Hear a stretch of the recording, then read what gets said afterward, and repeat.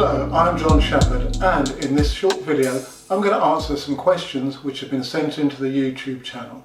Now there's a theme in this video, and that's going to be conditioning.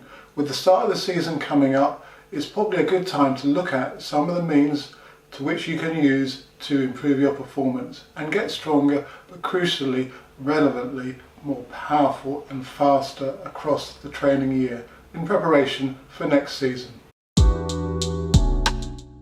The first question comes in from Silas NM, and he talks about a video that I produced which is all about gaining eccentric capacity. So just to let you know, an eccentric muscular action is a muscular lengthening one. So those happen, for example, in the ankle, knee and hip when you hit the board and go into a takeoff. So it's an absorbent, lengthening muscular action. The muscles stretch around the joints and then they ping back via a concentric action in order to generate a lot of force. And basically he's saying that he's been experimented with eccentric training and he's had good results with it, which is great, because it's something that I've been saying for a while, that it's perhaps more important to train eccentrically than it is to train concentrically, particularly when you have a good level of concentric strength. Now, I'm not saying that you should avoid squatting, power cleans, etc. However, it is important to think about what you really need to do to generate greater rate of force production, power in the takeoff, for example, for the long jump.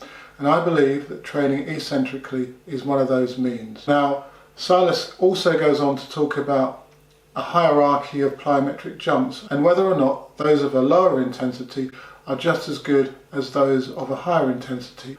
More specifically, he asks whether jumps in place, such as vertical jumps or broad jumps, long jumps in sequences, I'd assume, are useful for developing the type of condition needed for the more intense plyometric versions, such as sequences of bounds with a run-up, or in terms of perhaps the most demanding of all, hopping off of a box to perform 1 or 2 hops into the pit using a run-up of 8 to 10 steps.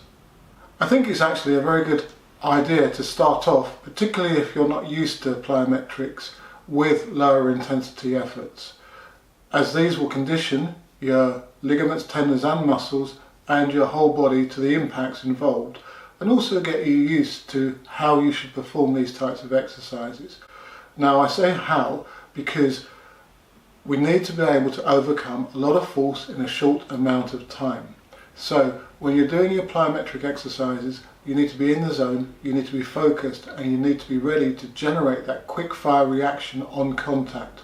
So for jumps in place, I would recommend that you utilize a little knee bend and that you hit the ground hard and return the force as quickly as you can in order to jump up and down with a minimum amount of time on the ground. One more thing I want to add, and that's the notion of lower versus higher or indeed medium intensity plyometrics.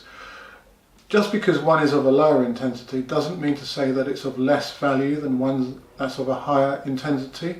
I believe that you should mix and match the different types of plyometrics in terms of their intensity and the loadings that they put on the body across the training year and in individual training sessions. Okay, let's move on to the second question that was sent in from the Bay Roll Experience.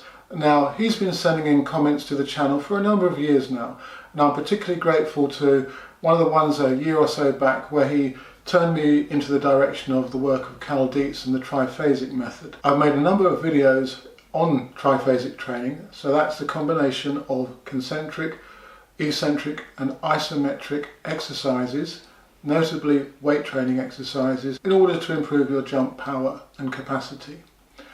He asked me specifically how I've been getting on with the triphasic methodology. I found that the jumpers, the long jumpers in particular, have become very adept at gaining greater height off of the board without necessarily trying to get greater height. It's as if they've created a greater base in the eccentric capacity of their legs in order to naturally create greater recoil and therefore greater lift. Now, I've adapted some of the aspects of triphasic training according to how I want them to fit in with the work the jumpers in my group are doing. So we'll actually combine the three muscular actions into one workout. So we won't, for example, go through a phase of isometric training, then one of concentric, and then one of eccentric. We'll do isometric squats, for example, loaded squats, eccentric leg press, and concentric jump squats. And I must add that we also include plyometric exercises into these triphasic workouts. So we'll be doing low reactive drop jumps, drop and block jumps where you're working more eccentrically and isometrically. There comes a limit to how much additional concentric strength you actually need, and potentially you'll get more bang for your buck from doing eccentric and isometric training and emphasising those muscular actions. As usual, thanks for watching and good luck with your training and competitions, and do subscribe to the channel and leave any comments you may have in the section below or through my other social media. Go! I've had the Freelap timing system for a number of months now, and I've been putting it to the test. If you'd like to find out more about it and potentially purchase a system, then do contact me directly. But here's some information.